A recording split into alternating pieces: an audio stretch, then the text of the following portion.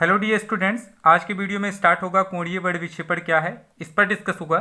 जिन छात्रों ने पिछला वीडियो नहीं देखा है उनको डिस्क्रिप्शन में पिछले वीडियो की लिंक मिल जाएगी, आप वहां से जाकर पिछला वीडियो देख सकते हैं। तो चलिए इसको कंटिन्यू करते हैं। यहाँ पे देखिए कोणीय बल विक्षेपण क्या है, सबसे पहले हमें इससे समझना है। तो इसके लिए एक डायग्राम यहाँ पे बनाया गया है ABC, यानी कि ABC हमारा एक क्या है, प्रिज्म है। अब इस पर एक वाइट लाइट आ रही है जो बहुत सारे रंगों में डिस्पर्स होगी, लेकिन यहाँ पे कोणीय बल विक्षेपण जो बताया जाता है वो दो रंगों की किरणों के बीच का कोण होता है। तो यहाँ पे हमने दो रंग को चूज किया, रेड एंड वायलेट, यानी कि लाल और बैगनी।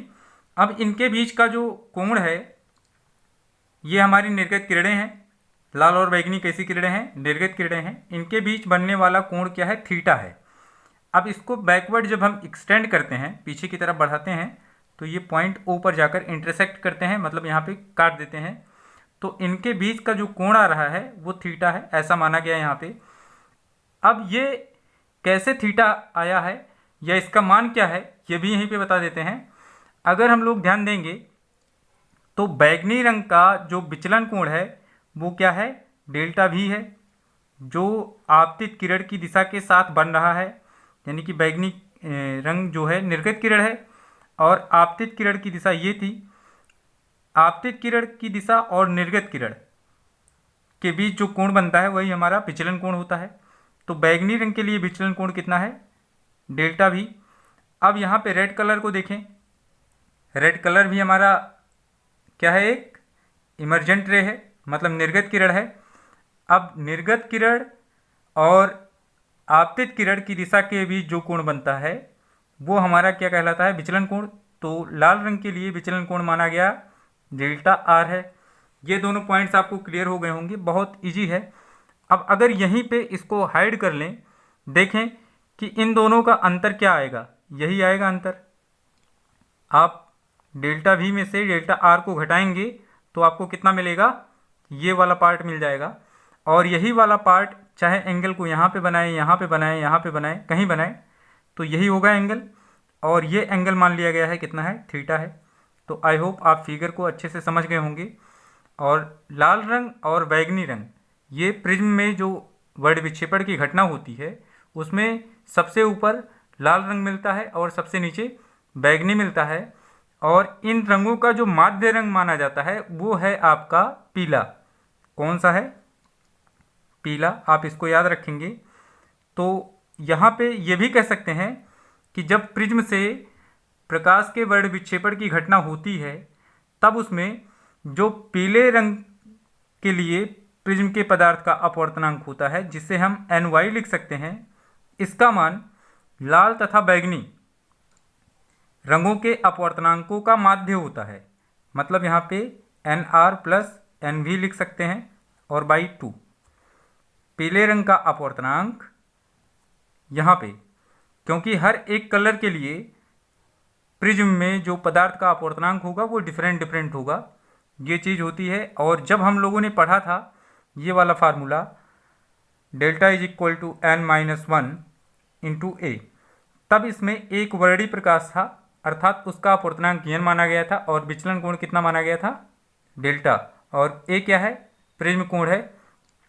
तो यहाँ पे आप ऐसे बोलें कि पीले रंग का जो अपवर्तनांक होता है वो लाल तथा बैगनी रंगों के अपवर्तनांकों का माध्य होता है जब प्रिज्म से बल विक्षेपण की घटना होती है तब इसमें, अर्थात पीला रंग लाल और बैगनी रंगों के लिए माध्य रंग माना जाता है।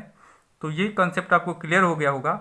अब इसकी परिभाषा कैसे बोलेंगे, ये बोलेंगे कि किन्हीं दो रंगों की निर्गत किरणों के बीच का कोण उन रंगों के लिए कोणीय बल विक्षेपण कहलाता है, जिसे थीटा से रिप्रेजेंट करते हैं। ये आपकी इसकी परिभाषा हो जाएगी, बहुत इजी परिभाषा है इसकी।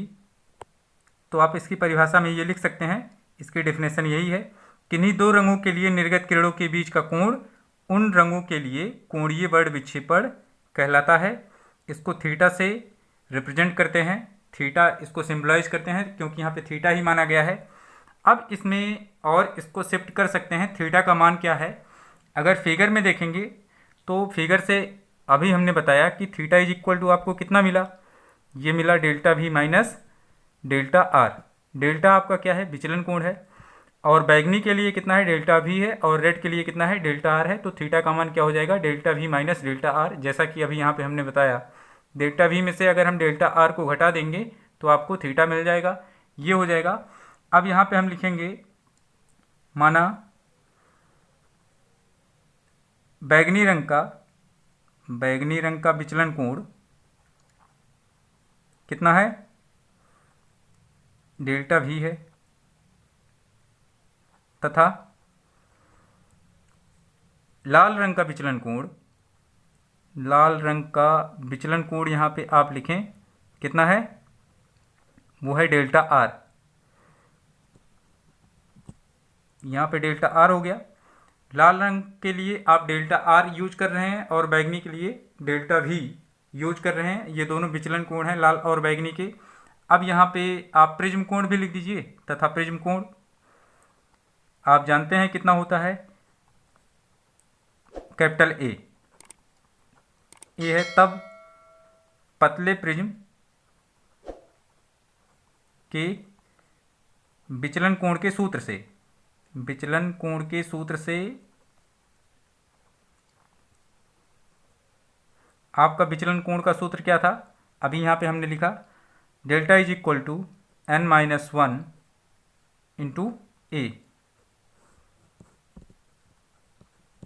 तो अगर ये सूत्र अप्लाई करेंगे तो आपको डेल्टा वी का मान एन वी के टर्म्स में मिलेगा और डेल्टा आर का मान एन आर के टर्म्स में मिलेगा। प्रिज्म कोण दोनों के लिए वही रहेगा। Delta V is equal to कितना हो जाएगा, यहाँ पे आप लिख सकते हैं, ये हो जाएगा N V minus 1 into A, तथा delta R is equal to हो जाएगा N R minus 1 into A. ऐसा मान आपको मिल जाएगा। अब यहाँ पे आप ये मान कहाँ पे रखेंगे, चूँकि थीटा इज इक्वल टू कितना है, ये आपका है delta V minus delta are. इसको समीकरण 1 मान के रखिए। अब यहाँ पे लिखिए डेल्टा वी तथा डेल्टा आर का मान समीकरण 1 में रखने पर तो ये वैल्यू आपको चेंज होके मिलेगी। वो क्या मिलेगी, यहाँ से आपको थीटा इज इक्वल टू मिल जाएगा। इसका मान आप जानते हैं कितना है, N V minus 1 into A. तो एन वी माइनस 1 इंटू ए माइनस दूसरे का मान यानी कि डेल्टा आर का मान, ये हो जाएगा एन आर माइनस 1 इंटू ए। देखिए ए कॉमन है, ए को कॉमन रखिए तो थीटा इज इक्वल टू यहाँ से आपको मिल जाएगा कितना, थीटा इज इक्वल टू आपको मिलेगा ए कॉमन करके एन वी माइनस 1 माइनस से जब मल्टीप्लाई करेंगे यहाँ पे तो ये हो जाएगा एन आर प्लस 1। अभी ये देखिए 1 से 1 कैंसिल आउट होगा। थीटा इज इक्वल टू यहाँ से आपको मिलेगा N V minus N R into A. ये भी एक मान हो गया किसका, कोणीय बल विक्षेपण का। अब यहाँ पे अगर देखेंगे तो एक फार्मूला ये है आपके पास, मतलब इस परिभाषा के बाद आप लिख सकते हैं, यदि कोणीय बल विक्षेपण थीटा हो तो थीटा इज इक्वल टू कितना होगा, delta V minus delta are. यानी कि ये वाला स्टेप यहाँ भी लिख सकते हैं परिभाषा के बाद अगर आप चाहें तो। बाकी इसके डेरिवेशन में तो ऐसे ही चलेंगे आप। अब यहाँ पे ये वैल्यू आपको मिल गई, ये वैल्यू आपकी विचलन कोण के रूप में है और ये वैल्यू आपकी किसके रूप में है, अपवर्तनांकों के अंतर के रूप में है, और ये विचलन कोण के अंतर के रूप में है। अब अपवर्तनांकों का जब अंतर करेंगे तो यहाँ पे आपको ए और मिलेगा, यानी कि प्रिज्म कोण और मिलेगा। आप जानते हैं ना प्रिज्म कोण का मान कितना होता है, एक जो प्रिज्म हम लोग यूज करते हैं यानी कि हम लोग समबाहु प्रिज्म यूज करते हैं, उसके लिए प्रिज्म कोण का मान क्या होता है, 60 अंश, क्योंकि सभी भुजाएं बराबर होती हैं। तो ये आपका कोणीय बल विक्षेपण के लिए डेरिवेशन है, बहुत छोटा डेरिवेशन है और बहुत इजी है। तो आई होप आप इसको अच्छे से समझ गए होंगे। अब हम लोग अगले टॉपिक पे चलते हैं। तो ये आपकी दूसरी टॉपिक है, किसी प्रकाशिक माध्यम की कोणीय बल विक्षेपण क्षमता। इस पर हम लोग डिस्कस करते हैं। इसे ओमेगा से रिप्रेजेंट करते हैं। ये क्या होता है, इसकी परिभाषा सबसे पहले हम बोलते हैं। इसकी परिभाषा आप इस हिसाब से बोलिए कि किन्हीं दो रंगों के लिए कोणीय बल विक्षेपण तथा इन रंगों के माध्य रंग की किरण के विचलन कोण का अनुपात कोणीय वर्ण विक्षेपण क्षमता कहलाती है। इसे ओमेगा से व्यक्त करते हैं। फिर से एक बार रिपीट करते हैं। किन्हीं दो रंगों के लिए कोणीय वर्ण विक्षेपण तथा इन रंगों के माध्य रंग की किरण के विचलन कोण का अनुपात वर्ण विक्षेपण क्षमता कहलाती है। इसे ओमेगा से रिप्रेजेंट करते हैं। Omega is equal to theta by delta Y, जहाँ डेल्टा वाई लाल तथा बैगनी रंग के लिए माध्य रंग है और माध्य विचलन कोण जो इसका होगा वो होगा कितना, डेल्टा वाई। ये चीज़ आप यहाँ पे ऐसे मेंशन कर सकते हैं, क्योंकि अभी हमने बताया पीछे कि जो पीला रंग है वो लाल और बैगनी रंग का माध्य रंग है। तो यहाँ पे अगर थीटा का मान लाल और बैगनी में निकाला जाए तब उसके लिए माध्य रंग आपका पीला होगा और यहाँ पे आपको पीले रंग का विचलन कोण रखना पड़ेगा। तो ये हो गया। अब यहाँ पे अगर थोड़ा सा हम इसको और एक्सपेंड करके लिखना चाहें तो क्या हो जाएगा, यदि पीले रंग का विचलन कोण आपका डेल्टा वाई यहाँ पे ऑलरेडी है, अब उसी तरह से आप यहाँ पे लाल का भी निकालें और बैगनी का भी निकालें। यदि लाल और बैगनी रंग का विचलन कोण क्रमशः कितना हो, यहाँ पे आप निकाल सकते हैं डेल्टा आर तथा डेल्टा भी हो, तब थीटा इज इक्वल टू क्या होगा, डेल्टा भी माइनस डेल्टा आर। थीटा का मान समीकरण 1 में रख दीजिए। समीकरण 1 में रखने पर ये मान आपका चेंज हो जाएगा ओमेगा का, और ये हो जाएगा omega is equal to delta V minus delta R, और यहाँ पे आपको मिलेगा बाई डेल्टा वाई। ये एक मान आपको और मिल गया, इसको आप इक्वेशन सेकंड मान सकते हैं। अब यहाँ पे हम लोग डेल्टा वी का मान भी रख सकते हैं, डेल्टा आर का मान, और डेल्टा वाई का मान भी हम लोग यहाँ पे निकाल के रख सकते हैं। तो यहाँ पे चलिए ये भी शिफ्ट करते हैं। यदि एन वी एन आर तथा एन वाई क्रमशः किसके अपवर्तनांक हों, क्रमशः बैगनी, लाल व पीले रंग के लिए अपवर्तनांक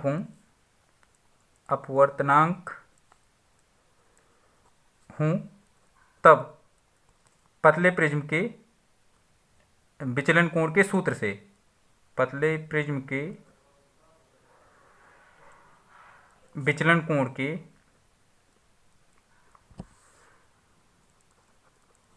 सूत्र से, ये आपका पतले प्रिज्म के लिए विचलन कोण का सूत्र है। अब यहाँ पे आपको मिल जाएगा delta V is equal to N V minus 1 into A, और यहाँ से आपको मिलेगा delta R is equal to N R minus 1 into A. तो फिर यहाँ से आपको मिल जाएगा delta Y is equal to N Y minus 1 into A. ये चीज़ आप लिखेंगे यहाँ पे। अब यहाँ पे एक चीज़ और आप नोटिस करें, हमने बताया कि प्रिज्म में जब प्रकाश का वर्ण विक्षेपण होता है तो हर एक रंग के लिए प्रिज्म के पदार्थ का अपवर्तनांक डिफरेंट होता है। इसीलिए हर एक विचलन कोण के साथ में जो अपवर्तनांक लिया गया है वो उसी का लिया गया है, ना कि यन रख दिया गया है, क्योंकि यन तो आपका एक वर्णी प्रकाश के लिए है यहाँ पे, और ये आपका एक वर्णी प्रकाश का विचलन कोण है। तो यहाँ पे आपका हर एक रंग के लिए जो अपवर्तनांक होगा वो डिफरेंट होगा। अब यहाँ से आप लिखेंगे डेल्टा वी, डेल्टा आर तथा डेल्टा वाई का मान समीकरण 2 में रखने पर, तो 2 में रखेंगे तो आपको ये फार्मूला और चेंज मिल जाएगा। अब वो क्या हो जाएगा, यहाँ पे देखिए ये हो जाएगा ओमेगा इज इक्वल टू कितना, इसके स्थान पे आप रखेंगे ये वाला मान, तो ये हो जाएगा NV minus 1 into A minus NR minus 1 into A divide by NY minus 1 into A। अब देखिए A कॉमन है, अब A कॉमन है तो A नीचे भी है, A कैंसिल आउट हो जाएगा, तो ओमेगा इज इक्वल टू आपको मिल जाएगा कितना, NV माइनस 1। अब यहाँ पे जब इस ब्रैकेट में माइनस से मल्टीप्लाई करेंगे तो माइनस NR प्लस 1 हो जाएगा।